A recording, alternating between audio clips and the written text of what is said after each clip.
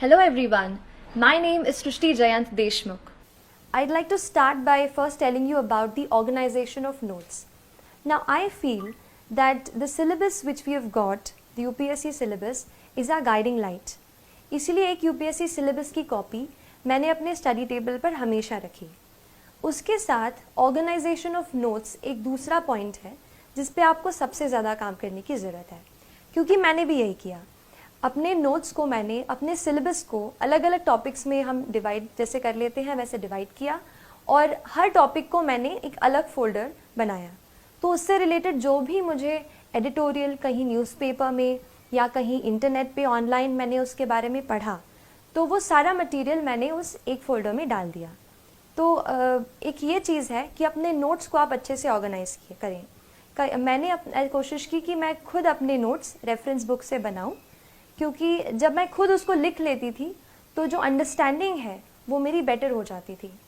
तो खुद के नोट्स पे मैंने खुद नोट्स बनाने की ज़्यादा कोशिश की.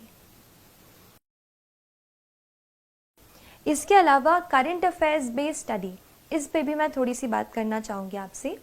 मैंने ये किया कि क्योंकि ज़्यादा ह्यूमैनिटीज़ का बैकग्राउंड नहीं था, तो जो भी करंट अफेयर्स पे मैं पढ़ती थी, जैसे कई बार कोई इम्पॉर्टेंट न्यूज़ जो है, जैसे इलेक्शन है, प्रेसिडेंशियल इलेक्शंस हैं, तो उस पर बहुत सारे आर्टिकल्स आप देखोगे कि न्यूज़पेपर में आते हैं.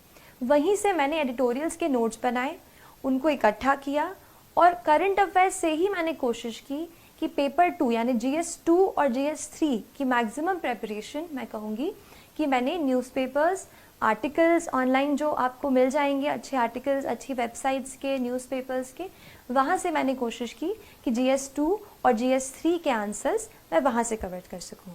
बाकी GS1 में तो काफ़ी पार्ट जो है स्टैटिक है, जैसे हिस्ट्री, जियोग्राफी, वर्ल्ड हिस्ट्री, तो इसके लिए स्टैंडर्ड बुक्स ही मैंने रेफ़र की थी. नेक्स्ट चीज़ जो मैं आपसे शेयर करना चाहूँगी और मुझे लगता है कि ये चीज़ बहुत इम्पॉर्टेंट है UPSC के लिए, वो है आंसर राइटिंग. जनरल स्टडीज़ और ऑप्शनल के जो टोटल हमारे रिटन के मार्क्स हैं, वही मार्क्स हैं जो हमें कहते हैं ना आखिर आपको रैंक अच्छी दिलाएंगे. तो आप जैसे मैंने ये किया कि आंसर राइटिंग पे शुरू में बहुत डर लगता था कि आंसर अच्छे से नहीं लिख पा रही हूँ, और क्योंकि इंजीनियरिंग बैकग्राउंड से हूँ तो बस पॉइंट्स में छोटा छोटा लिखने की आदत है. लेकिन जैसे सोशियोलॉजी ऑप्शनल है, आपको डिटेल में सब बताना पड़ता है, और जनरल स्टडीज़ हैं, कुछ डेफिनेशंस रहती हैं, तो मुझे भी शुरू में काफ़ी डर लगता था आंसर्स लिखने से. लेकिन इस डर पे थोड़ा सा मैंने काबू करने की कोशिश की और हर रोज़ एटलीस्ट 1 से 2 आंसर मैंने रोज़ लिखने की कोशिश की. तो ये चीज़ मैंने की, 1-2 आंसर 1-2 मैं रोज़ लिखती थी. और उसके बाद फिर मैंने कुछ टेस्ट सीरीज़ ज्वाइन की, जिसमें मैं हर संडे को कोई एक टॉपिक रहता था जिसको मैं पूरे वीक में पढ़ती थी और वही टॉपिक्स के मैं आंसर्स लिखती थी. तो ये क्योंकि कॉम्पिटिटिव एग्ज़ाम है, आपको 1 या आधा मार्क एक्स्ट्रा स्टील करना है, तो इसके लिए आप कोशिश करें कि अपनी रीडिंग वाइड रखें और आंसर राइटिंग की बहुत सारी प्रैक्टिस करें. आंसर राइटिंग की अगर बात कर रही हूँ तो ये बता देती हूँ कि थोड़ा सा मैंने कोशिश की कि कुछ ऐसे सॉल्ट जैसा अपने आंसर में ऐसा स्प्रिंकल करूँ कि आंसर की क्वालिटी अच्छी हो जाए और एग्जामिनर थोड़ा एक्स्ट्रा मार्क्स दे दे. तो इसके लिए मैंने कोशिश की, जैसे फैक्ट्स कहीं से अपन जैसे न्यूज़पेपर पढ़ते हैं, कोई फैक्ट्स पढ़ते हैं, उसको मैंने पहले एक बुक में अलग से नोट कर लिया था. वो फैक्ट्स फिर मैंने एग्ज़ाम के बहुत जल्दी पहले ही एग्ज़ाम के जस्ट पास में ही मैंने वो लर्न कर लिए वो फैक्ट्स. फिर जैसे कुछ क्वेश्चंस ऐसे हैं जहाँ पर हम कुछ डेफिनेशंस लिख सकते हैं, तो जब आप आंसर को शुरू करते हैं तो आप उस डेफिनेशन से स्टार्ट कर सकते हैं. इसके अलावा कुछ कमेटी की रिपोर्ट्स होती हैं, जैसे ARC रिपोर्ट्स होती हैं, या फिर एक और बहुत इम्पॉर्टेंट रिसोर्स जो मैंने बहुत ही ज़्यादा यूज़ किया है वो है नीति आयोग का 3 year action agenda.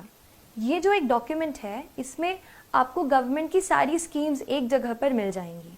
So you understand the perspective of the government. और वो मैंने पूरा डॉक्यूमेंट, उसमें काफ़ी टाइम लगा पढ़ने को, बट जब मैंने एक बार पढ़ लिया था तो काफ़ी कुछ मैं उसका अपने आंसर्स में कोट कर पाई. तो जो भी गवर्नमेंट के डॉक्यूमेंट्स हों, जैसे इकोनॉमिक सर्वे आता है, बजट आता है, ये आप बिल्कुल अच्छे से पढ़ें. मैंने भी पढ़ा और इसको फिर मैंने कोशिश की कि आंसर में लिखूं. और एक और लास्ट चीज़, आंसर्स में आप थोड़ा सा कहीं फ्लो चार्ट या कहीं इंडिया का मैप, ऐसे भी आप घर से प्रैक्टिस पहले से जब आप आंसर राइटिंग करते हो आप उसमें प्रैक्टिस करो। मैंने एक शीट में जो भी मुझसे लगा कि ये यूज़ हो पाएगा, मैंने एक जगह पे सारी ड्राइंग्स ऐसे फ्लो चार्ट्स इकट्ठा कर लिए थे और वही फिर मैं रिवाइज करके आंसर हॉल में जो भी राइटिंग हॉल था वहाँ गई। तो उससे मुझे लगता है कि आंसर्स मैं अच्छे लिख पाई और तय वक्त में, यानी जो हमें 3 आवर्स का टाइम मिलता है उसमें मैंने कोशिश की कि मैं सारे आंसर्स जो है वो कंप्लीट करके आऊँ। मैं थोड़ा सा आपको एक और लास्ट चीज़ बताना चाहूँगी टेस्ट के बारे में। कई बार हम सोचते हैं कि टेस्ट हमें बहुत सारे देने हैं एंड मैंने भी पहले ये स्ट्रेस किया है कि टेस्ट सीरीज़ बहुत ज़रूरी है।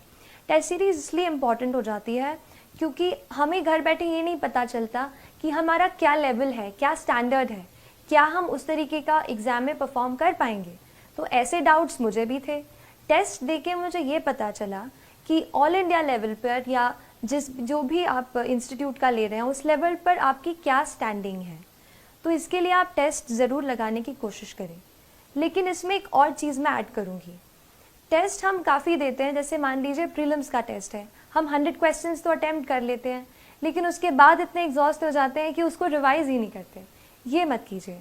मैंने जब ये गलती की बाद में रियलाइज़ हुआ कि कई क्वेश्चंस फिर से ऐसे आ गए जो मैंने पहले कर चुके थे पर मैंने उनको पढ़ा नहीं था।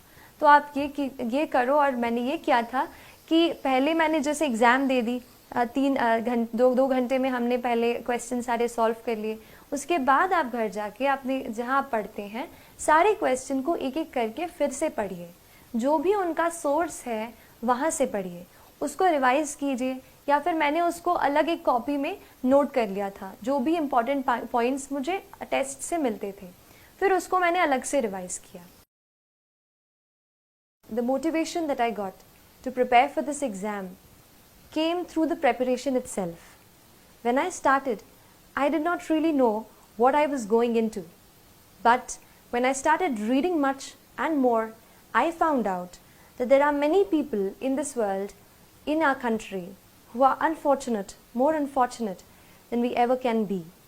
I felt, how can I use my learning capacity, my ability to learn, to reach a position where I can help them and better their lives in some manner or the other. तो यही motivation रहा throughout my preparation and it pushed me through the entire process. And I'll tell you that this exam not only help you change other people's lives, but ये आपको भी एक बेहतर इंसान बनने में मदद करती है. That is the beauty of UPSC CSE examination. It makes you into a person who's much more sensitive, who's much more responsible, and who looks forward to doing something for the society.